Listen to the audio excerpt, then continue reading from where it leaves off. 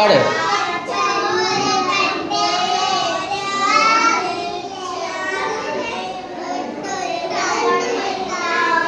Gaza തെരുവിലെ ചോര കണ്ട് ഞാനും എഴുതട്ടൊരു കണ്ണീർ കാവ്യം. പിഞ്ചോമന മക്കളെ ചോരക്കായി ദാഹിച്ചലയുന്ന ചെന്നായി കൂട്ടം. മരിച്ചത് ഞാനല്ല നീയാണ് മുസ്ലിമേ, ഫാസിസ തടവറയിൽ അടിമയായി നിൽപ്പോ നീ. എന്ന് തീരും ഈ കണ്ണുനീരിൻ മോചനം നേടുകില്ലേ?